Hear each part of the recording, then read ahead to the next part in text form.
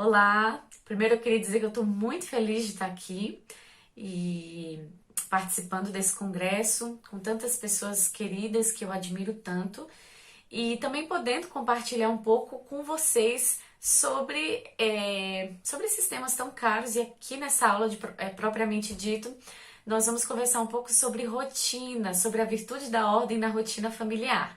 Meu nome é Narla, eu tenho 35 anos, sou casada com Camilo e nós temos 4 filhos. É o Tomé, de 6 anos, a Aurora, de 5 anos, o Emanuel, de 3 anos e a Clara, de 10 meses. É inevitável, gente, para mim, falar sobre esse tema sem falar também da minha história, porque essa questão da rotina, da virtude da ordem, né, essa experiência toda, ela toca muito a minha história, as minhas limitações e, enfim, o caminho que eu trilhei até chegar aonde eu estou agora. E acho que vale a pena, né, assim, dizer que eu não me considero uma pessoa pronta. E assim, durante a aula vocês vão perceber que esse processo da organização, ele é diário, é um trabalho contínuo, né? A gente nunca vai poder colocar as pernas para o ar e achar que já acabou, né? Todos os dias a gente vai chegar à conclusão de que pouco ou nada fizemos, tá bom?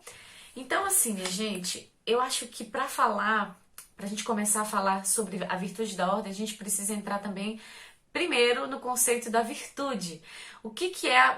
De onde vem essa palavra virtude? Vem de virtus, tá? Do latim, virtus significa força. E eu acho interessante meditar na virtude como nessa experiência da força, porque quando você pensa em um atleta, na verdade eu não vou pensar no atleta, vou pensar no exemplo mais próximo. Se você faz musculação, eu não faço musculação, já fiz em um tempo, mas eu não faço. Se você faz musculação e você está malhando aí há pelo menos 6 meses, com certeza você tem mais resistência do que eu, que estou aí há pelo menos um ano sem fazer nada de atividade física. Que vergonha, né? Mas é a verdade. E por que eu tô falando isso? Porque ali na musculação você está treinando os seus músculos, você está fazendo uma atividade, às vezes diária, mas enfim, é recorrente, é contínua, né? Essa atividade. E de alguma forma você está trabalhando os seus músculos. Então, quando a gente faz essa relação da virtude com algo que envolve o treino, com algo que envolve a força, a potencialização da força, a gente começa a entender que as virtudes humanas, que a ordem é uma virtude humana, elas dependem do nosso esforço, elas dependem do grau de intencionalidade que a gente coloca. Nessa aula eu vou comentar também um pouco com vocês sobre esse conceito de intencionalidade, tá bom? Então, assim, o Catecismo da Igreja Católica, ele traz para nós uma definição muito interessante sobre as virtudes humanas. E aí, antes de entrar nessa definição, eu quero lembrar 2 coisas. Falei aqui da questão do esforço, porém, sem ser vitalizada pelo Espírito Santo, a virtude humana, ela não se desenvolve. Ela vai murchar, ela vai definhar. Então, ela precisa ser vitalizada pelo Espírito Santo e governada pelas virtudes maiores. Então, cada virtude humana, ela tem a raiz em alguma das virtudes cardeais, né? Então, a ordem, ela é governada pela virtude da prudência. Então, sem a prudência, o que nós tentamos, o que nós almejamos a viver de ordem, de virtude da ordem, não vai passar de uma neurose, de uma cobrança excessiva sobre nós e sobre as pessoas que vivem conosco. Então, eu acho que é muito belo olhar para esse conceito que toca a nossa vida e compreender que sem algo sobrenatural e algo maior do que simplesmente as nossas motivações de ter uma vida organizada, nós podemos transformar a nossa vida e a vida das pessoas que estão perto de nós num verdadeiro inferno, né? Então, acho que, dada essa introdução, eu quero entrar nesse conceito do catecismo, que é o seguinte: o catecismo diz que as virtudes humanas nos proporcionam domínio e alegria. E quando a gente olha para a nossa vida familiar, nós conseguimos enxergar domínio e alegria, né? Foi algo que realmente me despertou à medida que as crianças foram nascendo e eu fui lidando ali com o dia a dia, porque muitas vezes eu me vi dominada, me vi sendo dominada e arrastada pelas circunstâncias, pelas situações, e fui percebendo que tinha alguma coisa errada, né? Eu não podia fazer da minha vida familiar uma experiência de tristeza e de ser dominada, né? De viver ali respondendo demanda de forma reativa, né? Eu sempre digo isso para as minhas alunas, que a gente precisa encontrar uma experiência na nossa rotina familiar de modo que a gente não viva de postura reativa, porque isso faz a gente viver cansada, né? O que é uma postura reativa? É a pessoa que vive ali respondendo a demanda que aparece. Ela jamais consegue se preparar para aquela demanda. É como se tudo fosse uma grande surpresa, né? A gente vai sendo pego de surpresa pelas questões mais básicas. E ser pego de surpresa de forma repetida e constante não é positivo, né? Uma coisa é aquela surpresa, nossa, aconteceu, né?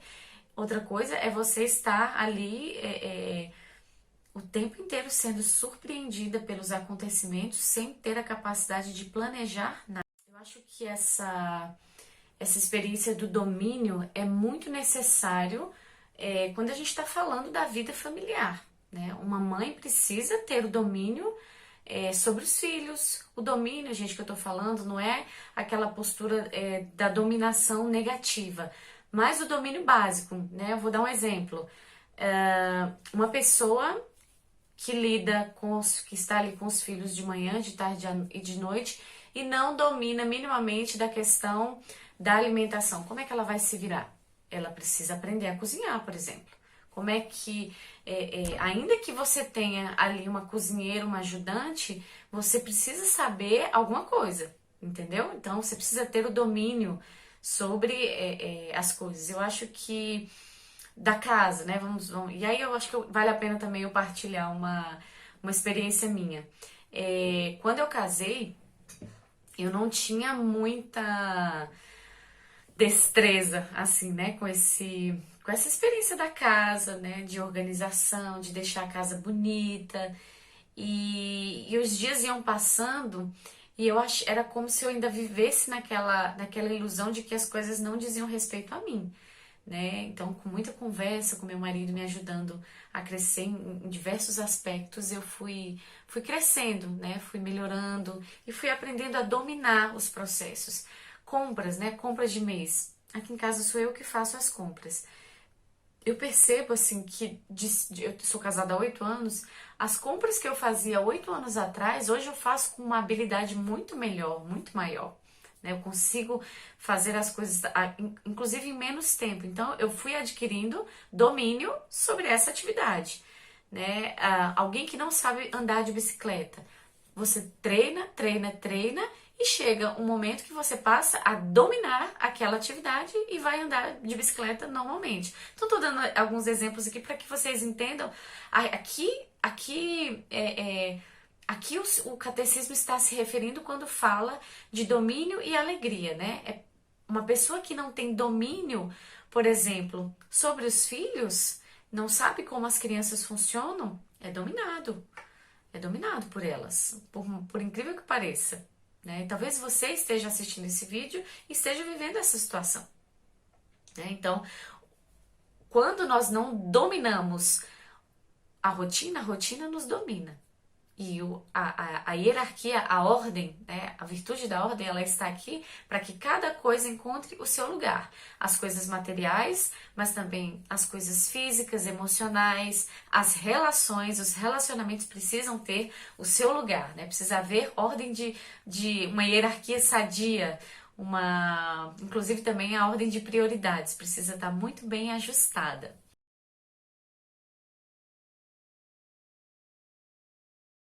Uma das nossas maiores fragilidades é a falta de observação. Eu sempre falo isso, né? E vou dizer aqui também.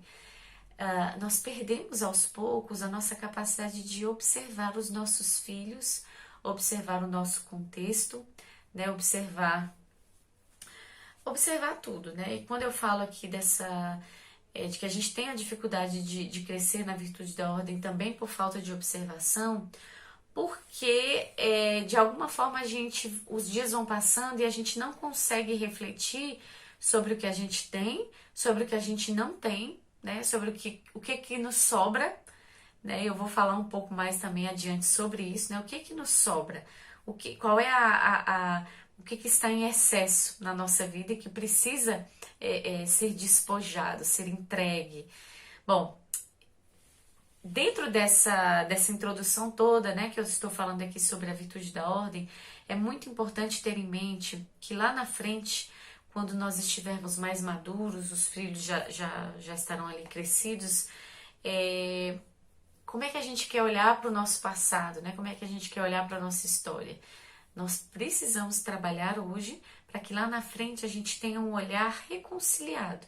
Eu fiz o que eu precisava fazer, né? Eu empreguei a energia necessária na educação dos meus filhos, eu dominei o que eu precisava dominar e eu entreguei, né, nas mãos de Deus, enfim, eu abri mão, né, eu assumi uma postura humilde diante do que era necessário. Conquistar a ordem numa perspectiva de leveza e alegria é o mesmo que construir uma biografia leve, né, livre e reconciliada na nossa família. Então, eu acho que para começar a gente pode ir por esse caminho. E aí eu queria também trazer, assim, trecho do livro A Conquista das Virtudes. Esse livro aqui, ó. Acho que a imagem vai ficar espelhada, mas do Padre Francisco Fausto. Antes de falar sobre isso, ainda trazendo essa questão da postura reativa, eu acho que de alguma forma sempre há alguma área da nossa vida que a gente olha assim e pensa, eu queria amar mais o meu marido, eu queria gritar menos com os meus filhos, eu queria, sei lá, acordar mais alegre, eu queria, enfim. Mas no fim das contas, a realidade é que a gente se vê constantemente mergulhado em ressentimento e mágoa, né? E o que nós podemos fazer para mudar o nosso contexto, para mudar a nossa história? Como é que a gente pode trabalhar? E aí, para isso, eu trago esse trechinho do livro A Conquista das Virtudes. Quem não luta se contenta com a simples boa vontade e a improvisação. Torna-se palha arrastada pelos ventos do desejo, do prazer, do capricho, do egoísmo ou das circunstâncias. É dominada, amarrada por eles e nunca alcança a alegria que almeja.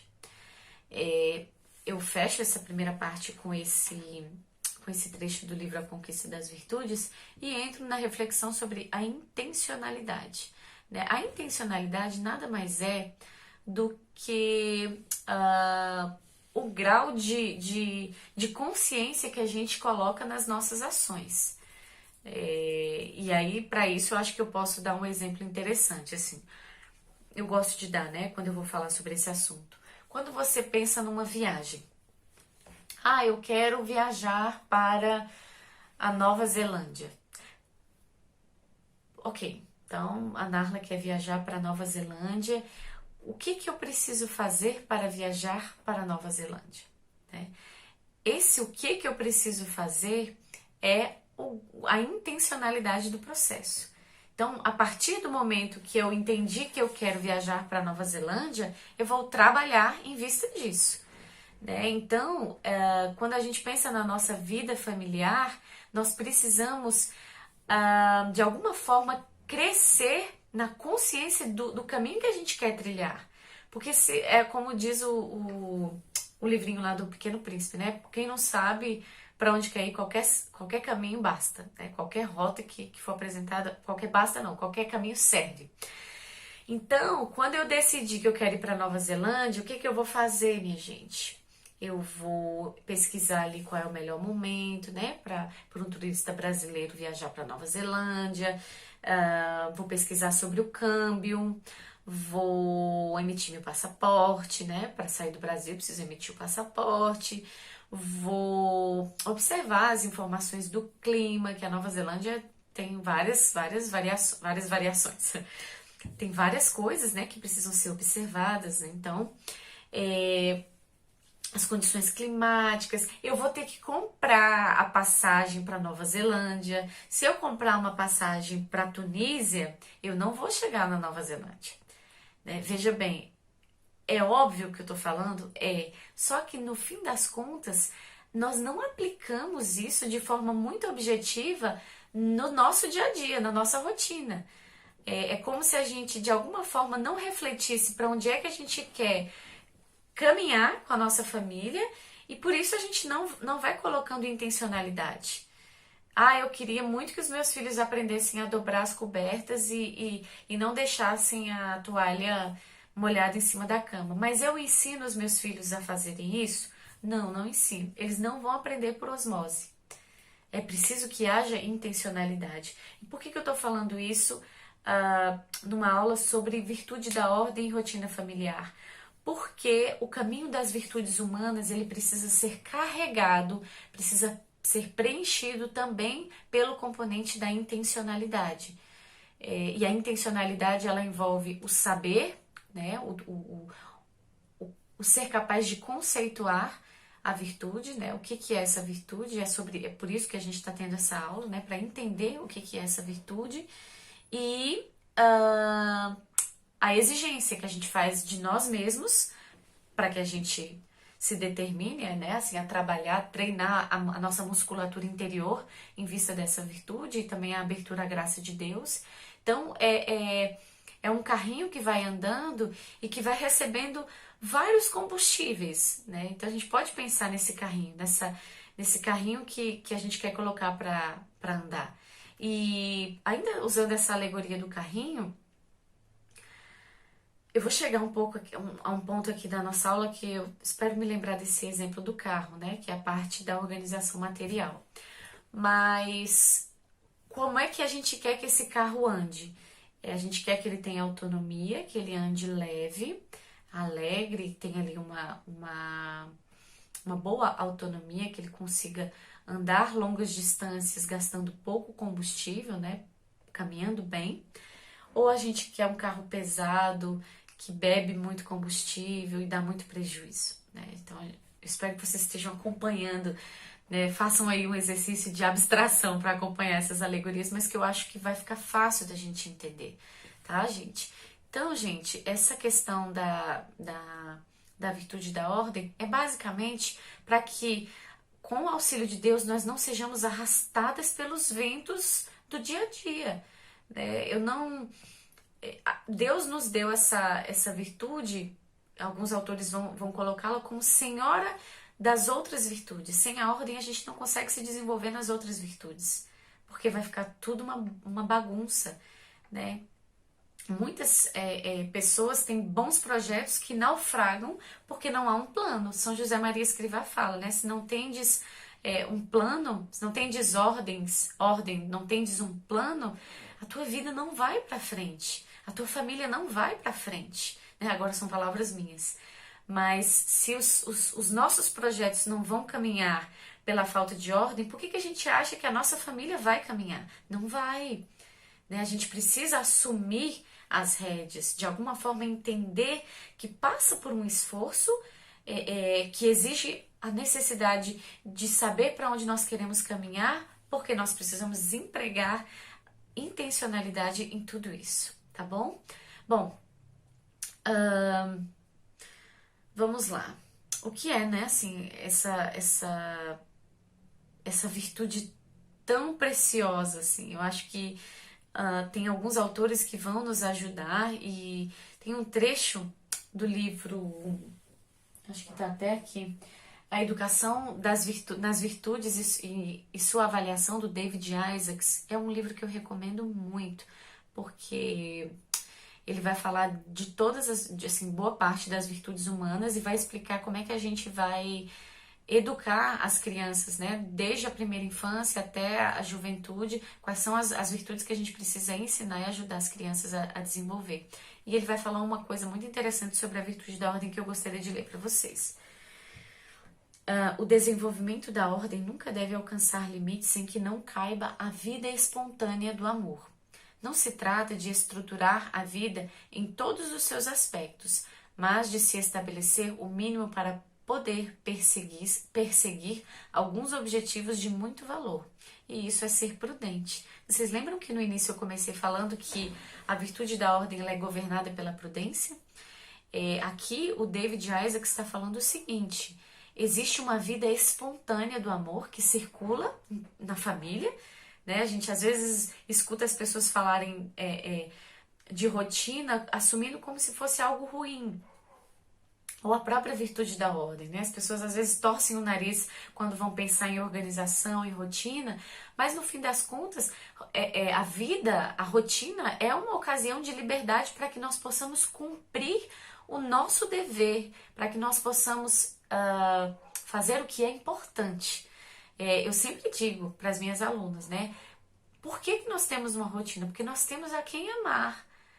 Então, mas já já a gente vai entrar mais nessa parte de rotina, eu acho que vai ficar mais claro para vocês. Então, é preciso crescer nessa virtude, é preciso entender que o caminho da ordem, ele tem também alguns braços, e é sobre isso que eu vou falar agora, tá? Sendo a ordem exterior um reflexo da ordem interior, a gente pode perceber que às vezes uma pessoa que está ali muito desorganizada externamente pode estar interiormente também prejudicada, né? Perturbada, digamos assim.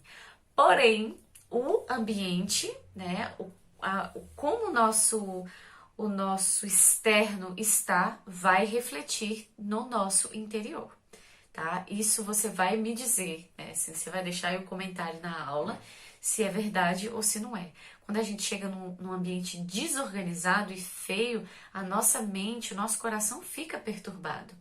Isso é um fato, gente, não existe. Se eu chego num lugar que cheira mal, que os objetos estão desorganizados, eu não consigo me concentrar. Você não consegue se concentrar bem. Você vai ver todas aquelas coisas e vai procurar alguma coisa e não vai encontrar e vai se estressar. No livro A Virtude da Ordem, do Francisco José de Almeida, ele fala uma coisa assim que eu fiquei muito chocada. Eu pensei muito em mim em várias situações da minha vida. Uma pessoa desorganizada, ela pode perder, assim, quando chega ali na sua meia-idade, até 5 anos da vida procurando coisas, né? Não sei se você se identifica com isso. Então, quanto tempo você já perdeu procurando a chave do carro? Quanto tempo você já perdeu saindo ali para ir ao mercado e não encontra o cartão que você ia fazer as compras? Então, tudo isso faz a gente perder um tempo que é precioso e que a gente não precisava perder se as coisas estivessem nos seus lugares. Então, isso é uma das premissas da ordem material, que as coisas tenham o seu devido lugar. E isso é extremamente educativo para as crianças e torna também o nosso dia a dia, o dia a dia de uma mãe, mais leve. Porque se a criança sabe aonde o brinquedo tem que ficar, aonde a coberta tem que ser guardada, aonde o pijama precisa ser colocado ali de repente para a próxima noite, você não vai ter que passar o dia inteiro colocando coisas no lugar. Se as pessoas da casa sabem aonde fica cada coisa, a ordem material, a ordem física, ela vai ser mais leve, né? Vai ter menos briga, vai ter menos estresse. Então, e aí dentro disso eu queria comentar a questão da diferença da casa arrumada para a casa organizada. Você sabe a diferença? Depois que eu falar essa parte, se você quiser também deixar um comentário na aula, fica à vontade. Bom, gente, a casa organizada é a casa onde tudo tem o seu lugar. E mesmo esse conceito, isso que eu vou falar para vocês, faz muito sentido, é quase um alento para quem tem filhos pequenos, né? Filhos que estão ali desenvolvendo a sua vontade, o seu senso de organização. Uma casa organizada não é uma casa igual aqueles festivais de decoração que você vai e vê aquelas salas maravilhosas que não tem uma pecinha de Lego no chão. Na sua casa, assim como na minha casa, eu chego no final do dia, eu vou encontrar um brinquedo fora do lugar, né? Eu vou ter que tirar o caroço de arroz que está embaixo da mesa. Às vezes tem uma refeição inteira embaixo da mesa. Mas, no geral, é uma casa onde as coisas têm o seu devido lugar. E é uma casa que não teme a vida. A casa arrumada teme o movimento da vida. Tem medo do movimento da vida. Eu vou explicar a diferença.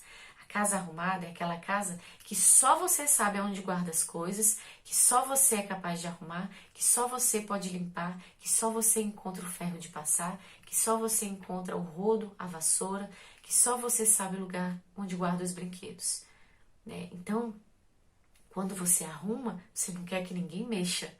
Quando você arruma, ninguém pode abrir a porta daquele armário, porque se abrir, todas as coisas vão cair por cima. Então, a casa arrumada é uma casa que teme o movimento da vida. E por que eu estou falando disso numa aula sobre a virtude da ordem? Porque também o aspecto físico e material ele é muito importante para nossa mente e também para o movimento da vida que existe na casa de uma família. Então, mesmo que as coisas saiam do lugar, ainda que seja tarde da noite, elas vão encontrar os seus lugares. E se as crianças forem maiores, logo após a atividade, elas vão saber onde elas precisam guardar os seus livros, os seus cadernos, os seus brinquedos, né? Depois do café da manhã, elas vão saber o que elas têm que fazer. E aí a gente vai entrando um pouco também no aspecto da rotina. E aí eu quero entrar nesse assunto, assim, fazendo algumas perguntinhas, tá? Primeira coisa, por que você precisa de uma rotina? A gente já entendeu aqui um pouco mais sobre a virtude da ordem, que a virtude da ordem precisa ser governada pela virtude cardial da prudência, né? E sem a prudência nós podemos tornar a vida familiar uma vida triste, desenvolver de repente até um transtorno obsessivo ali pela organização, e entrar nessa dinâmica da casa arrumada, né? E aí a mãe vira aquela figura chata, aquela figura que está sempre brigando, carrancuda e dando indireta para Deus e o mundo, né? Ninguém me ajuda, ninguém enfim, ninguém me valoriza, né? O dia que eu morrer, alguém se identifica? Bom, por que você precisa de uma rotina? E a segunda pergunta é, o que eu quero? Qual é o meu objetivo com uma rotina? São José Maria Escrivá, ele tem uma passagem da vida dele que ele disse algo muito curioso e bem-humorado, né? Como era bem próprio da personalidade dele. Ele falava o seguinte, que as potências da alma não são apenas 3, mas 4. Quais são as potências da alma? A memória, a inteligência e a vontade. São José Maria Escrivá diz que são 4. Qual é a quarta? A agenda. A agenda, minha gente. E aí, por quê? Agenda, ela vem do verbo agir, né? Agire. E envolve refletir sobre o que precisa de ação, sobre o que precisa ser feito. Nós vamos refletir um pouquinho sobre essa questão da agenda. E aí eu não estou dizendo aqui para você que agora você vai ter que ir lá na papelaria comprar uma agenda e passar a desenvolver o hábito de escrever ali numa agenda. Primeira coisa, é muito importante e é saudável escrever, tá? Se você puder, escreva todos os dias. Mas, refletindo sobre essa questão do que precisa ser feito, pode ser mais simples. Pode ser num app, pode ser num bloquinho, mas é muito importante tirar da cabeça o que você precisa fazer. E aí eu digo isso para vocês, mulheres que estão me ouvindo, porque a nossa carga mental diária, ela é muito grande, né? Você há de concordar comigo que pensar, até mesmo assim, fazer o exercício de pensar em como vai ser o seu dia é algo extremamente exigente para muitas pessoas. Para mim, às vezes, chegar ao final do dia e falar assim, nossa, eu tenho que pensar aqui o que eu vou fazer amanhã, mas eu tô tão cansada. Às vezes não é nem de lavar roupa, de passar pano na casa, mas é mental. E, eu, assim, no acompanhamento das minhas alunas, eu sempre digo, nós precisamos anotar para descansar. E por isso serve esse instrumento tão valioso e humilde que é a agenda, como diz São José Maria Escrivá, que não vai ser necessariamente uma agenda, mas é muito importante que você descubra um instrumento que vai ser fácil, prático e completo para você, para evitar que você use muitas coisas, tá? Então, o que eu sugiro assim é no máximo 2 ferramentas, né? Se você quer separar bem as coisas, né, assim, de 1 a 2 ferramentas, no máximo, para quem está começando e quem ainda não domina. Mas por que que a gente precisa anotar para descansar? Porque é uma tentação muito grande a gente achar que a gente consegue armazenar todas as coisas na nossa cabeça, né? Então tira da cabeça e coloca no papel. Você vai ver que você vai dormir melhor, né? Você não vai dormir com aquele pensamento, ah, amanhã eu tenho que dar um antibiótico 8 horas da manhã, depois eu tenho que ligar no médico, depois eu tenho que ligar no conserto da torneira e eu tenho que levar meu filho para o parquinho, não posso esquecer também que eu tenho que descongelar a carne do almoço. Então, veja bem, eu não sei se você está se identificando com tudo que eu estou falando. Se você adquire o simples e humilde hábito de anotar numa listinha o que você precisa fazer no dia seguinte, e aí vai melhorando, vai otimizando esse processo para de repente fazer semanal e ir acompanhando essas tarefas, você vai perceber que você vai conseguir fazer coisas que são importantes sem perder tanto tempo reagindo ao que você se lembra durante o dia. Não é assim? Às vezes você está ali a caminho da lavanderia para poder estender a roupa e lembra que já passou da hora do antibiótico da criança. Aí você vai dar o antibiótico da criança, deixou a roupa dentro da máquina de lavar, o cachorro fez xixi nos brinquedos, aí, entende? E o que era importante de você fazer, que era, enfim, tudo ali, né, nessa listinha que eu falei, tem um grau de importância. Mas deixar as roupas dentro da máquina envolve algo que é inevitável. Vai ficar com um cheiro ruim, de repente você vai ter que lavar de novo, vai perder o sol. Entende? A gente vai entrando no espiral de coisas e sendo dominada literalmente por todas esses acontecimentos. Então é preciso se antecipar aos acontecimentos, é preciso se antecipar ao que é possível, né? Então, quando a gente anota, a gente é capaz de ter um olhar mais fino sobre o que é possível intervir e não vai viver dominada e arrastada pelas demandas do dia a dia, tá bom? Por quê? Porque vai acontecer, você tá ali no meio do seu trabalho, das coisas, do dia a dia, a criança vai chamar, vai fazer xixi no chão, tá desfraldando o filho. Os meus filhos, por exemplo, passam o dia inteiro me chamando.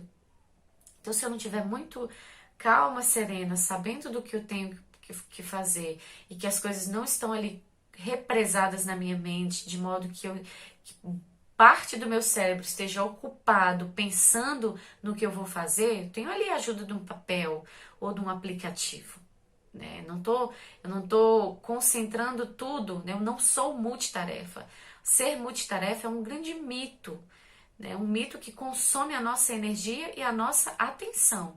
Então, assim, o que consome a minha atenção é algo que nem era tão importante. E o que precisa da minha atenção, de repente, que é o meu filho que está ali diante de mim, precisando do meu olhar, não vai ter.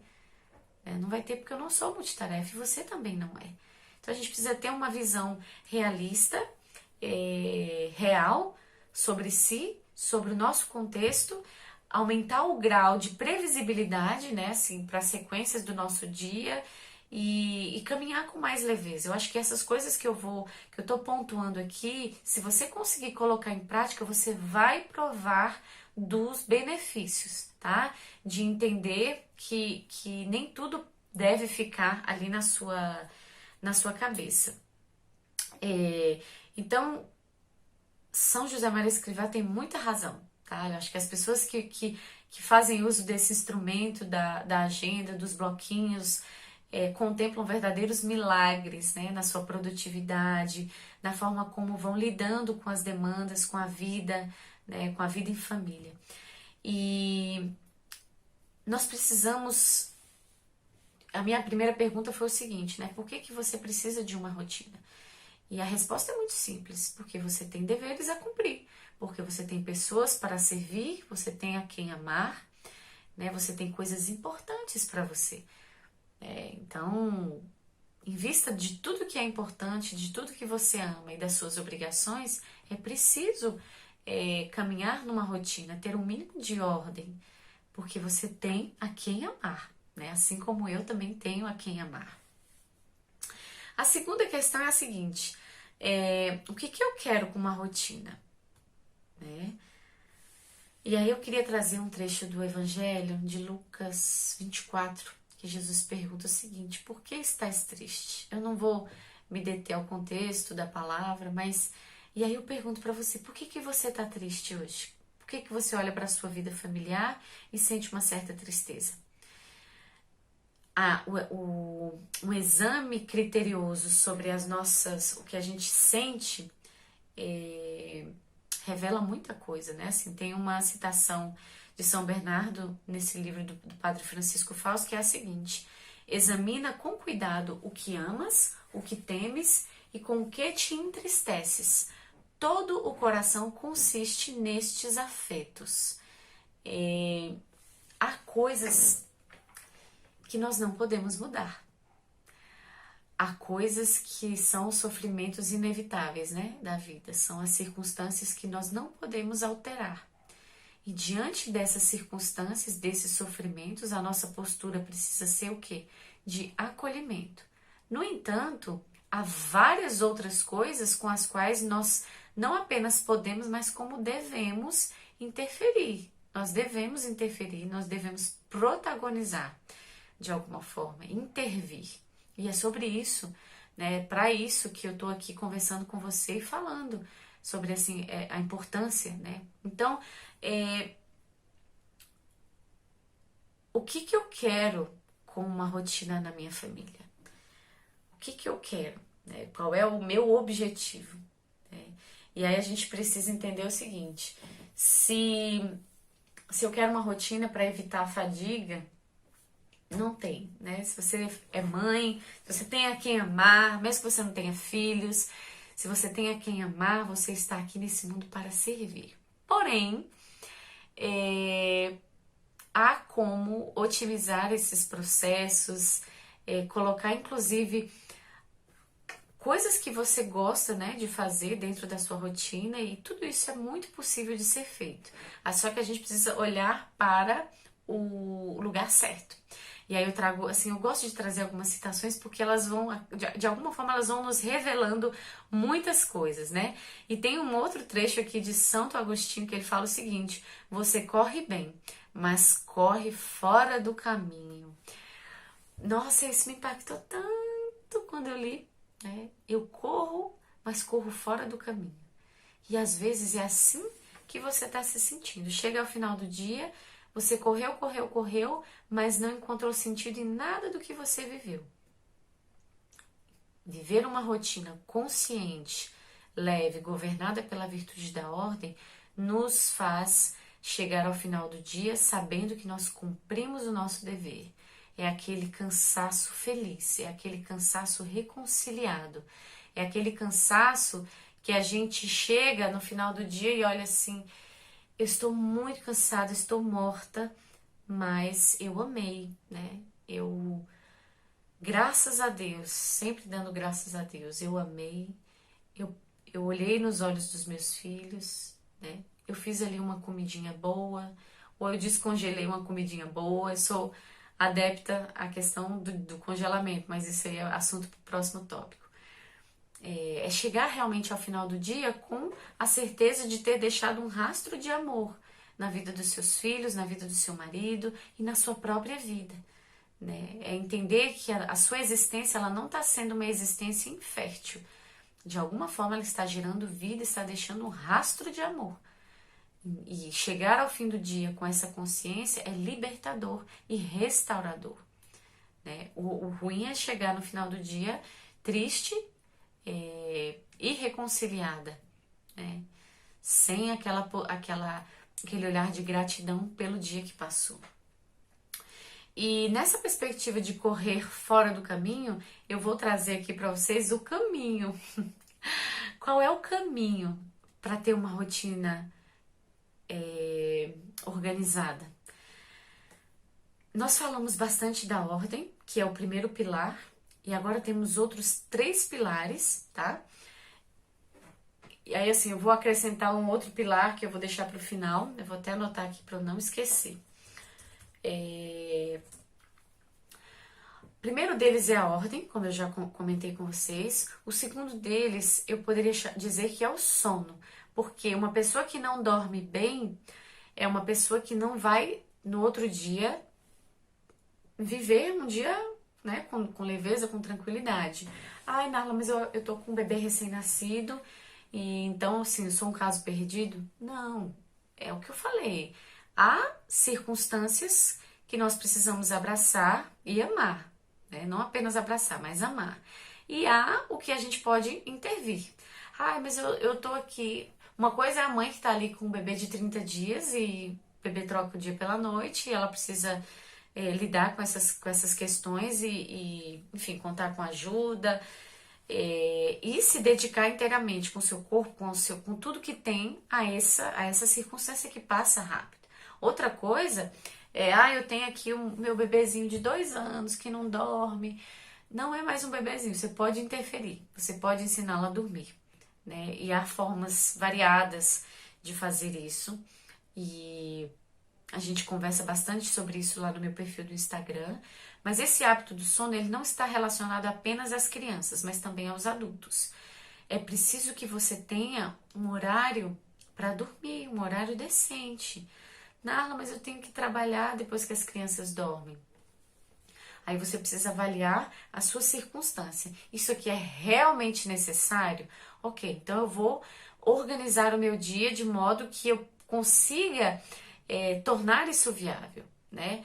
Mas eu tô ali, deu a hora de 10 horas da noite, eu quero ficar navegando aqui no meu WhatsApp, no meu Instagram, conferindo todas as postagens e tal. Não, vou também maratonar aqui numa série. Gente, é igual a criança, assim, eu digo para as mães que eu acompanho. Os estímulos sensoriais, visuais, eles afetam a qualidade do nosso sono. Não, não afeta não, porque eu desligo o celular e logo eu caio no sono. Mas você não consegue ter um resultado reparador do seu sono como se 1 hora antes de você dormir você já desligasse o seu celular.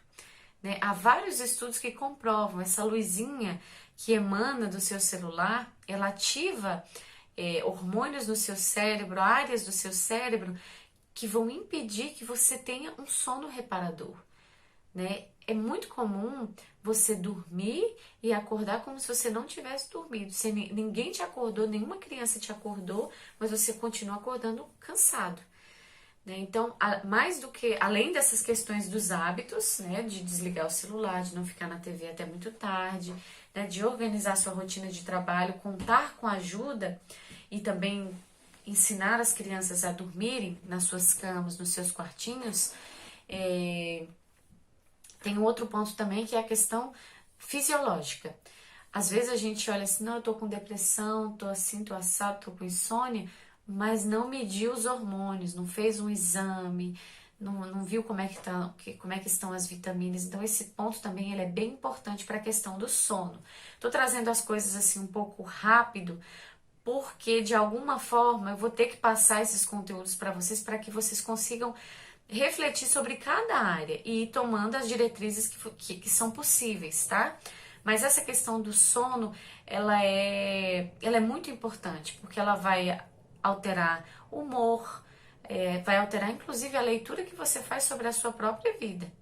Então, às vezes a gente olha assim, não, eu tenho 3 filhos, todos eles dormem na minha cama, o meu marido dorme no quarto das crianças. Isso é falta de ordem, entendem? Por isso que eu falei tanto da ordem, eu dediquei mais tempo, até porque o título da aula é esse, né? Mas quando a gente vai falar de rotina, a gente precisa falar desses outros hábitos. E é preciso que cada coisa e cada pessoa esteja ocupando o seu lugar dentro da família.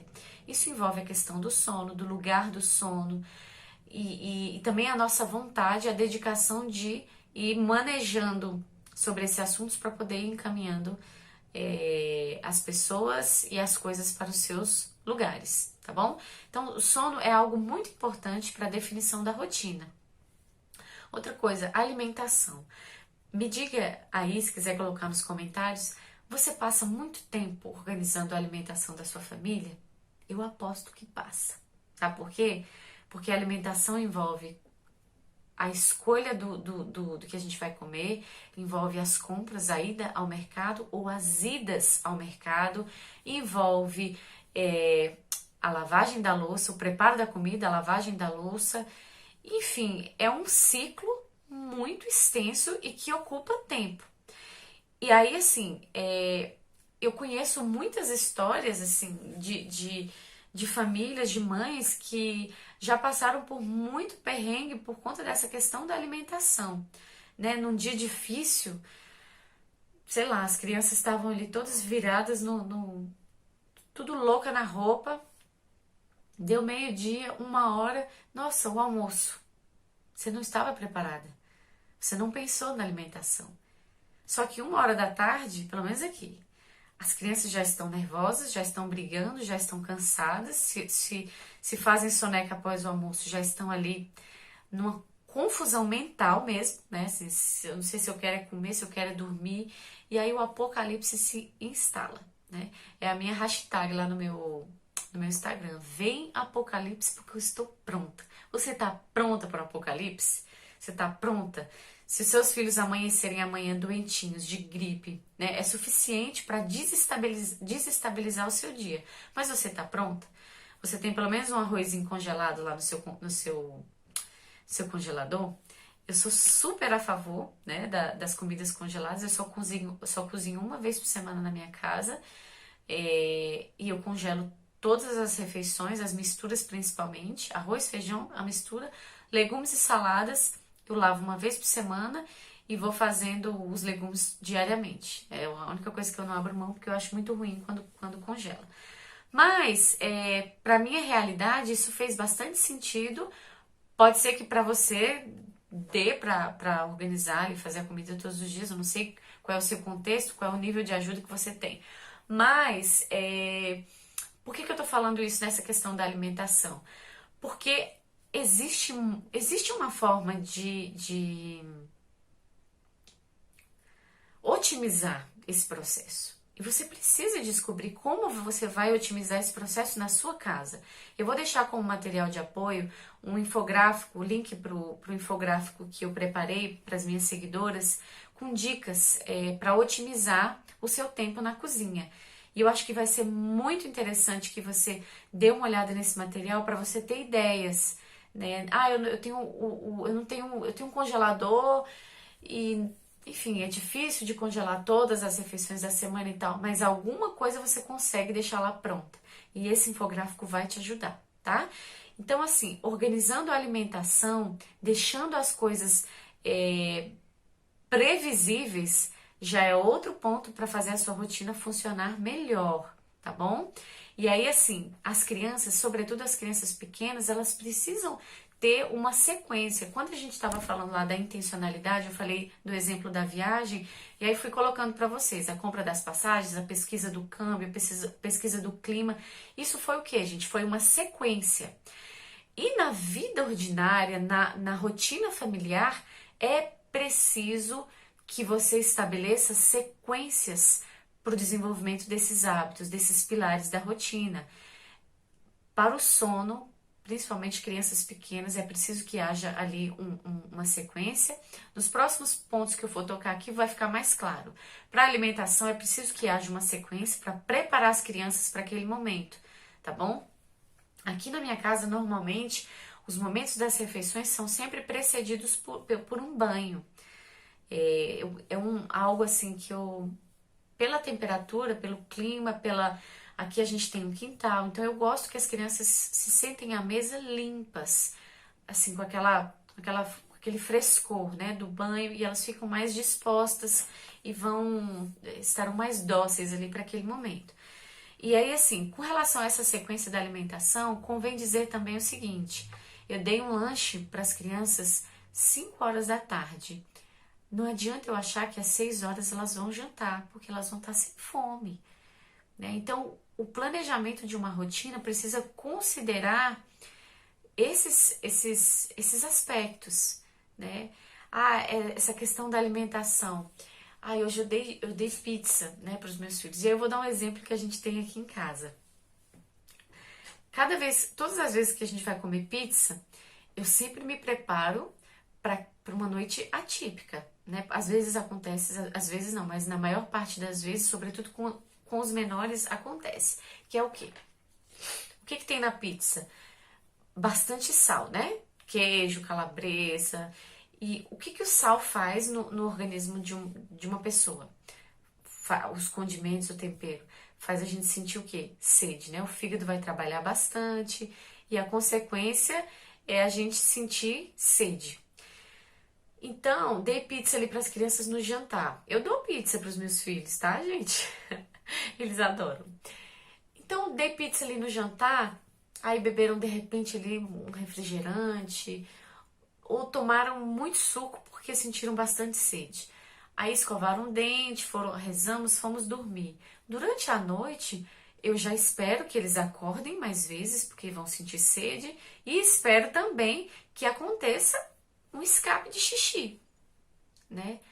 Então, tudo que eu vou, isso é intencionalidade, tá? Isso envolve também a intencionalidade, porque envolve a nossa consciência sobre o que a gente oferece para as crianças. Então, assim, eu estou arcando com a consequência de algo que estava sob meu domínio. Eu poderia ter dado uma sopa bem levinha, fresquinha, e eles iam dormir, pelo menos aqui em casa. Mas eu quero que vocês peguem ali o espírito da coisa. Eu esperei, então, que a noite seria diferente, porque eu dei um jantar diferente, né? Então, se tiver um xixi na cama, eu não vou ficar, meu Deus, mas essa criança não já tá desfraldada, por que tem xixi?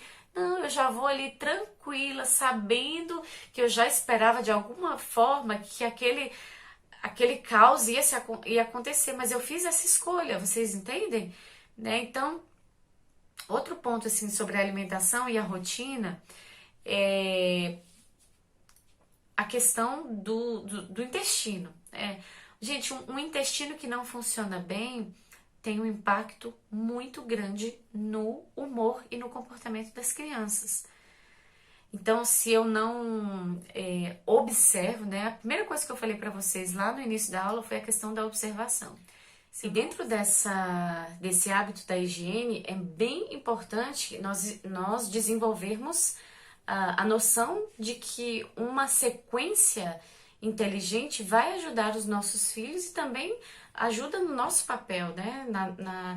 Até mesmo na diminuição da nossa carga mental, que muitas vezes a gente, por exemplo, para a criança tomar banho, a gente faz aquele drama, aquela assim, passa a ser algo que é rotineiro, habitual, passa a ser tão difícil, tão pesado. Não sei se vocês sentem isso, né? Em diversos momentos. É algo que a criança precisa fazer diariamente e por alguma dificuldade que a gente tenha de estimulá-la de forma correta a esse hábito, passa a ser algo difícil. E assim, falando um pouco sobre a questão da sequência, vou dizer para vocês como que a gente tem feito assim aqui, né, nesse tempo, nesse contexto que a gente está vivendo. Minhas crianças acordam pela manhã e depois do café da manhã elas já vão. Normalmente, quando elas terminam o café da manhã, eu ainda estou tomando o café da manhã, porque eu estou ali servindo todos e demora um pouco mais para sair da mesa. Mas antes mesmo de eu sair da mesa, eles já escovaram os dentes deles, os maiores, o de 3 anos, a de 5 e o de 6 anos. Então, esses 3 já saem da mesa, escovam os dentes, trocam o pijama e dobram as suas cobertas. Isso é higiene, isso é um hábito de higiene. Escovar os dentes, né? Se trocar, tirar o pijama, fazer com que o corpinho deles entenda que o dia começou. É um marco importante.